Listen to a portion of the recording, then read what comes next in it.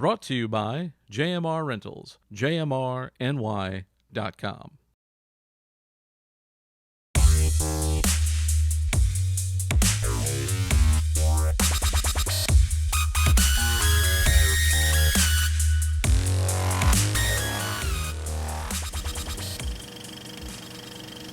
Hello and welcome to No Rest for the Weekend. I'm Jason Godbey, and joining me today via Zoom, he is a pro athlete turned best-selling author and is now the featured subject of the documentary Trials to Triumph, Mr. Freddie Stevenson. Welcome, Freddie.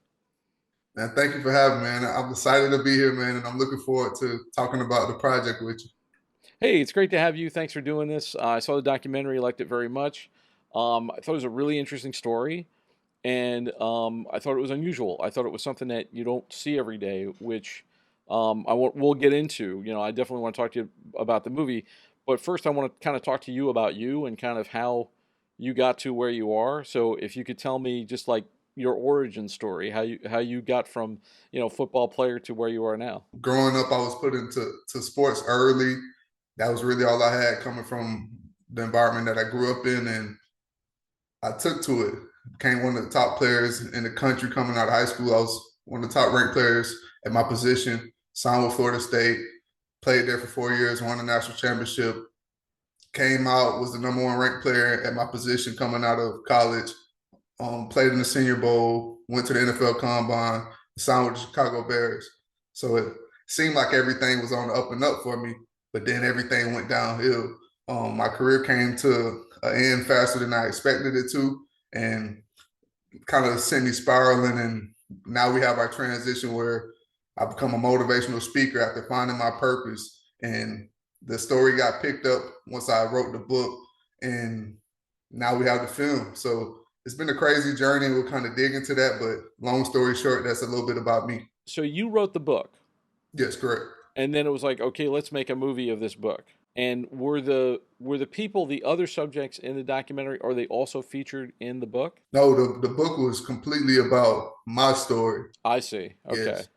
Yeah, and the documentary, of course, it digs into a lot of deeper details that I don't really mention in the book. How did the doc come about? Did someone approach you about it? Was it kind of your idea of like, let's make a movie out of this? Yeah, I didn't. When I wrote the book, I just was really just trying to help out a lot of athletes that were struggling with that transition after sports, and it took on a life of its own. I believe like 2 years after I released the book, pandemic hit, and out of nowhere, the book just started catching heat, and with time, it became a bestseller.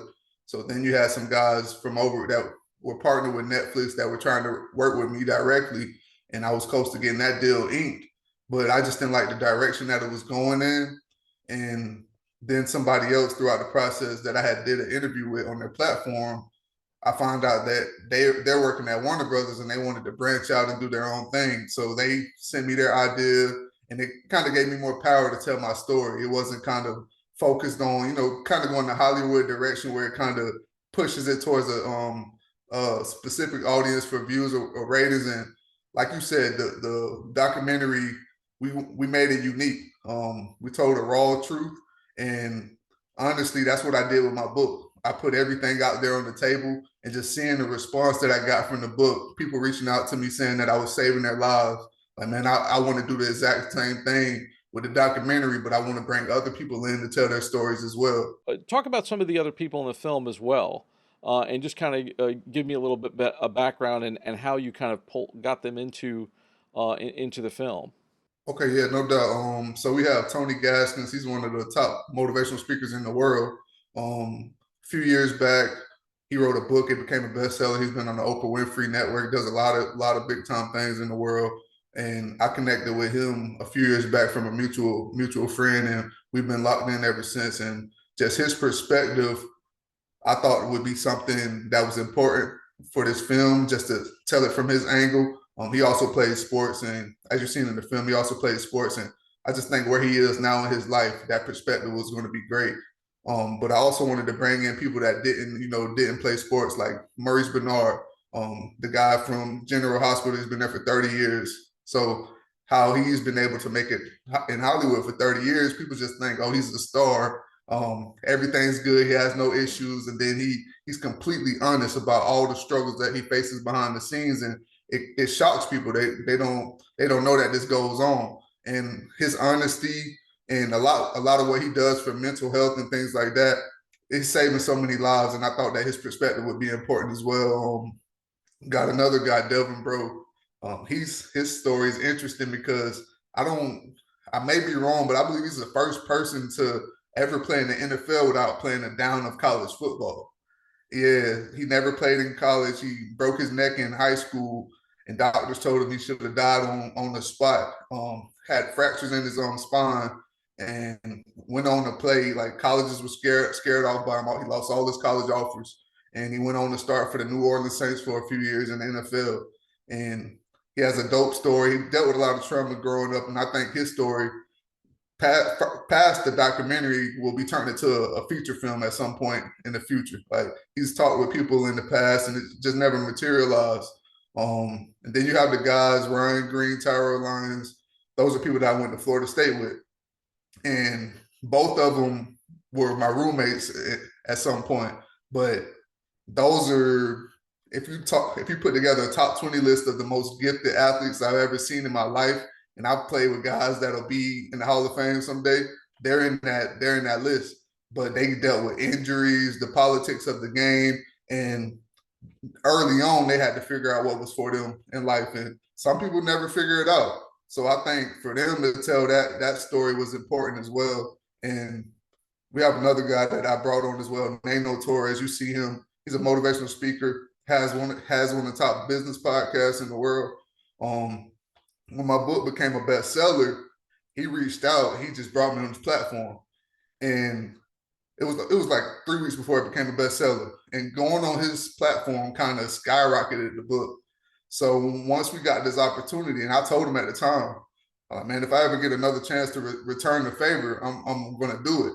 So once we got the opportunity with the film, I reached out and I told him, like, come do the film with us. I believe it's going to be something special, and we're going to impact the world with this. So that's few of the members, of course. I have my family and my friends in there telling their stories as well, and they all have powerful stories that kind of build around mine. And we just wanted to do something that no matter who watches this film, I watch a lot of documentaries just like yourself.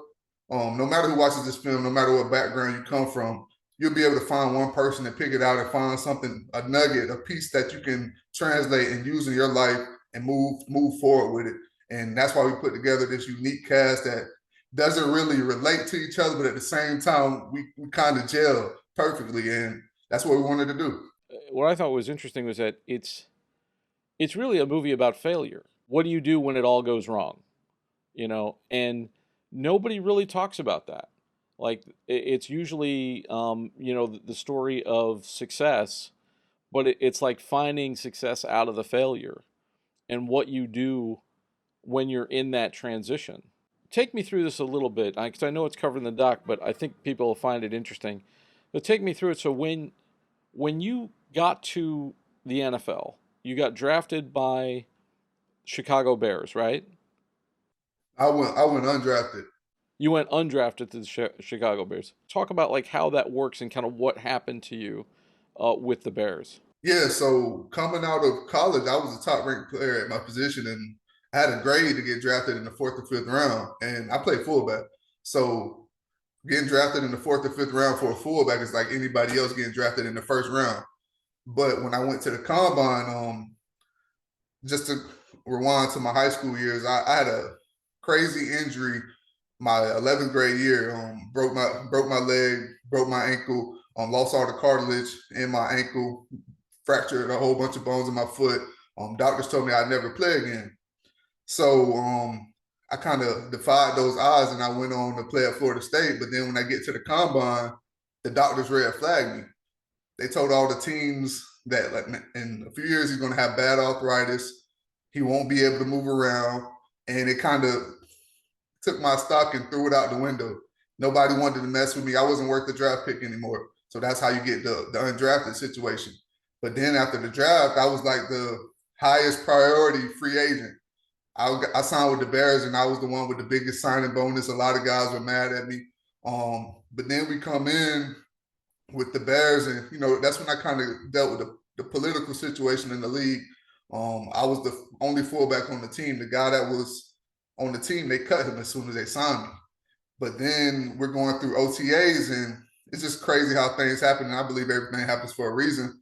A guy from the Detroit Lions, he gets cut, but come to find out, that's the guy that 2 years ago, some of the guys on the coaching staff, they drafted when they were in Detroit. So this is their guy, and he comes in, and they're talking about like how he's going to make the team better. And I'm in my head, I'm not worried about him beating me out. Just the ability that I had. There's only a few amount of fullbacks in the league that have that ability. Especially once you put in my work ethic. But I knew that when you have these guys talking about going out to dinner and personal things, it became a thing of where was I going to get the same type of opportunities, and I had to deal with a lot of that.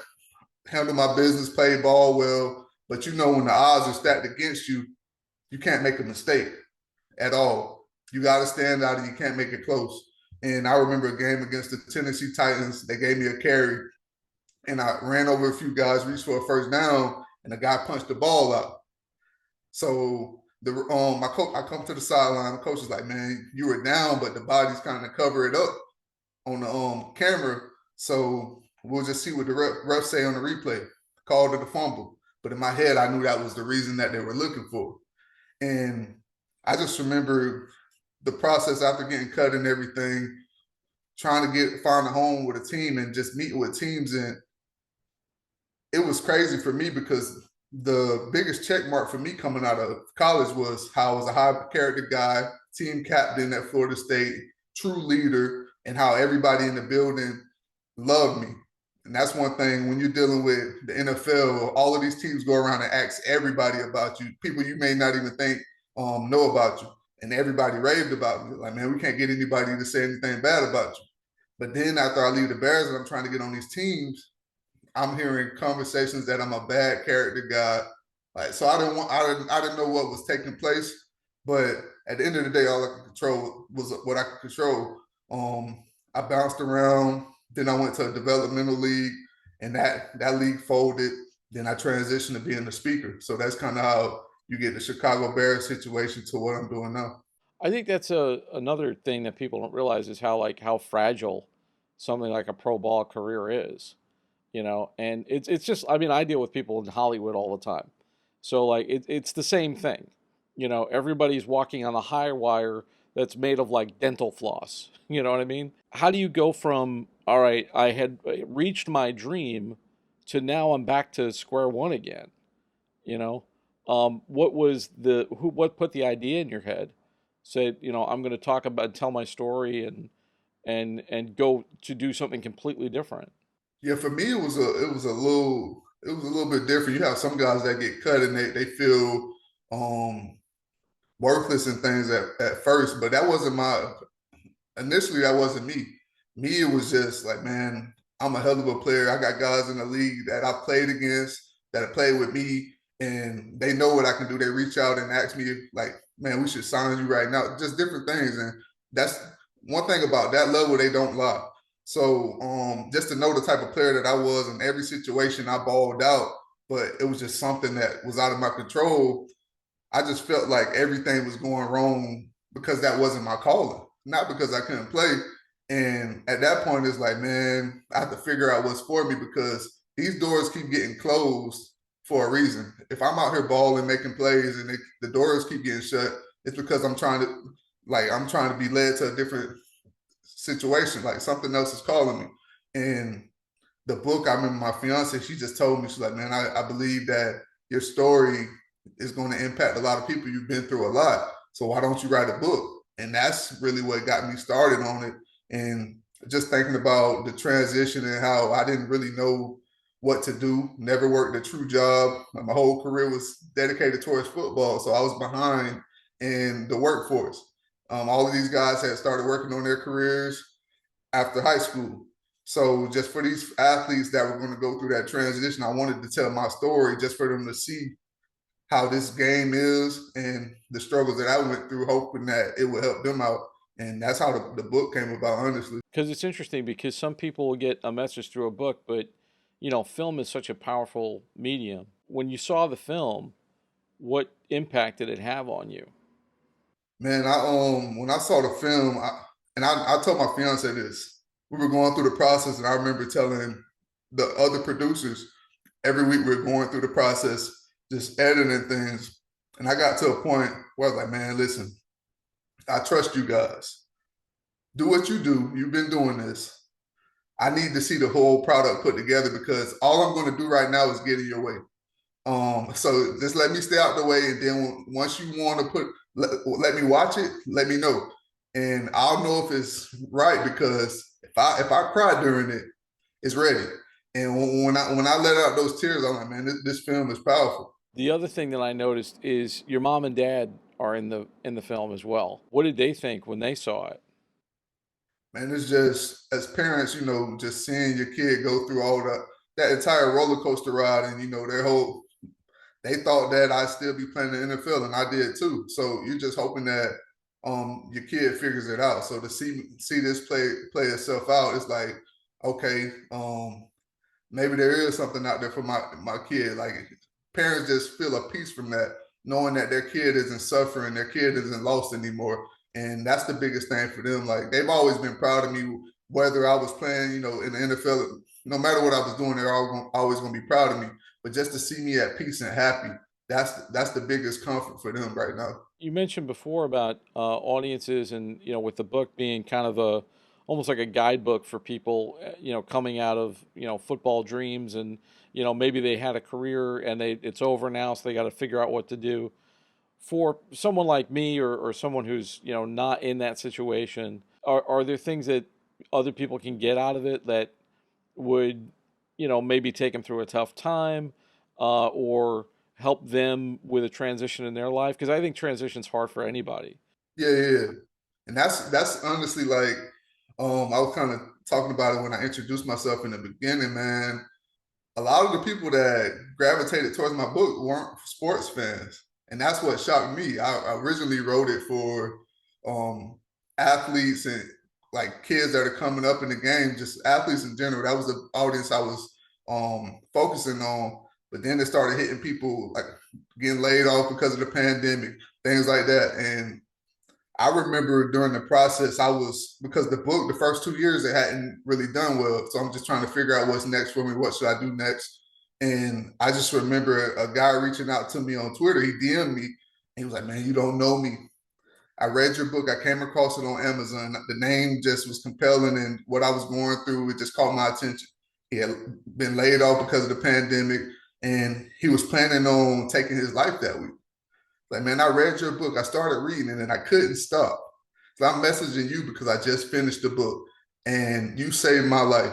You gave me a reason to keep pushing forward. And just to hear that, and then I heard so many similar stories to that from people that didn't even watch sports.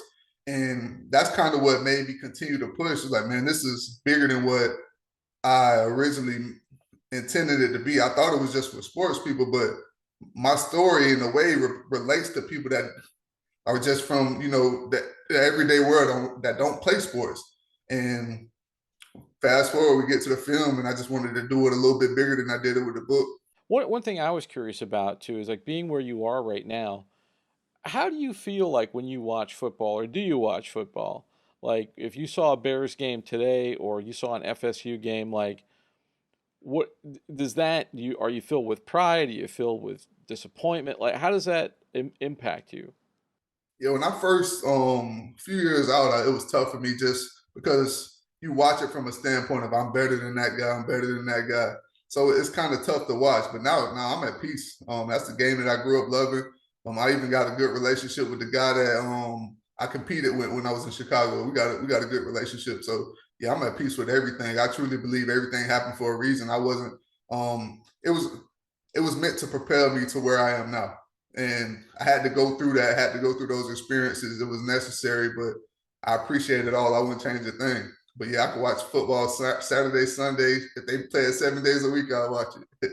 So my favorite sport is boxing, right? I'm a big boxing fan. And I feel like there's a lot of metaphors for life in that sport. Like for a lot of people, life is a fight, you know. Do you find the same thing? And is that you think that's kind of the magic of, when people watch sports or when they watch documentaries about sports, do you, because there's an inherent struggle in the game, do you feel like that's why people relate to it, like, and get, that's where the pathos comes from? Yeah, no doubt. I'm a big boxing fan as well. And like you said, man, somebody asked me that a few weeks back, how my story can relate to people that, don't necessarily come from an environment. Because at one point in my life, I was homeless. We were just trying to make ends meet. Um, Somebody that grew up well off, like, man, just because they grew up well off doesn't mean life isn't going to happen to them. It's happening to all of us. And that's what I wanted to illustrate in the film. When you have people that are highly successful and they deal with their battles as well, we all are going to get hit. We're all going to get knocked down. And how are you going to respond? And one of my favorite movies is Rocky, man. Just some of the messages throughout that film, man. It isn't about how hard you can hit. It's about how hard you can get hit and get back up and keep fighting. I was thinking about this thing in prepping for this interview, and I thought about, people talk about in show business, they probably talk about it in sports too, about making it. Like, oh, he made it, or I want to make it. But I think that's kind of a myth. I don't know that anybody makes it. I think it's like you get to different levels, and then you just keep working. Like, if you're lucky enough to work, if you're lucky enough to do something like that. Do you have a thought on kind of like what is success? Like, how you would define, quote unquote, making it? Yeah. I agree with you, man. You never truly make it. If I had to say I made it, it would be later on in the line. Like I live a long life, live on to have grandkids, great grandkids. I'm on my deathbed, and I know that I made the world a better place. I impacted a lot of lives. I got to live out my purpose to the fullest every single day, and I know my time has come. It's about to be a wrap for me.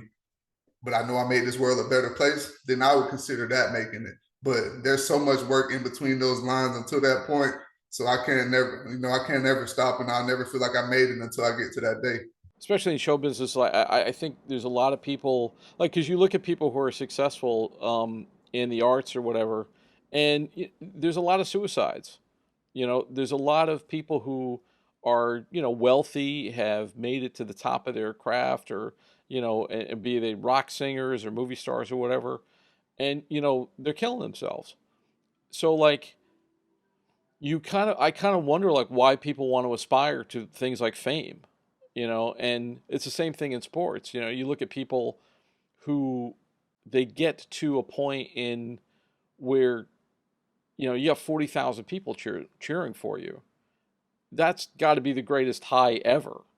You know what I mean? Like, I don't know. I'm never gonna know what it's like, to run out the gate, onto like Soldier Field. I would think that the initial kind of, um, shock to the system is like, I'm not getting that anymore, and then like, when you're in that low place, like, how do you turn that around? Do you have any advice for anyone who's sort of in transition career wise, or making a life change like that? Yeah, I want to touch on what you just said about the fame part. Just the biggest thing for me that kind of helped my transition after the game was I always knew what I was doing it for. It was never for the fame and notoriety. I loved the game, and I was ultimately fighting for those people that sacrificed for me coming up. And so when I left the game and I didn't hear those cheers anymore, it didn't really bother me. What bothered me was not getting that same, not being treated the same by the people that you love, the people that you sacrifice for, realizing that a lot of these people were using you. So for anybody just that's transitioning to that next phase of their life, just remember what started out when you started out, what you were doing it for, the purpose that you set out. That never changes. Like the route may change, but the destination remains the same. My goal when I was coming up was to use sports, football, make it to the NFL, and change the course of my mom's life forever. I got cut. I didn't last in the NFL as long as I did, but I believe now that I'm still fulfilling my goal just in a different way. So the route changed, but the destination is still the same. And that's for anybody out there. Just remember what you're doing it for, and lock in on your vision. People may think you're crazy, they thought I was crazy when we put this vision out a few years back. But at the end of the day, if you believe in your vision, don't stop until you see it through. It's gonna be dark days, gonna be days where it's all good, but at the end of the day, you got to stick with it, and in the end, it'll be worth it. I think that's a great note to leave off on. So I'm going to wrap up. For people who want to find the film and find you, where can they find you online? Yeah, all my social media platforms are Struggle Made 105. If you guys check out the film, you'll understand why the word of 105 comes in. That a powerful story, and that went viral on social media. That got us to this point. Find me on social media at Struggle Made 105, and the film will be available on Amazon, Apple TV, YouTube, all of these things on demand on your television sets. Trials to Triumph is available now online. And Freddie Stevenson, thanks so much, man. That was terrific. Thanks so much. Thank you. And that's all we got for you today. Thanks so much for taking this trip down the rabbit hole. For more of our content, including our movie reviews, visit our website, norestfortheweekendpodcast.com.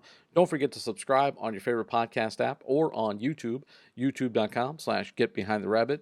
I'd like to thank my guest, Freddie Stevenson, and our sponsor, JMR Rentals. For Behind the Rabbit Productions, I'm Jason Godbey. Thanks for joining us. See you next time.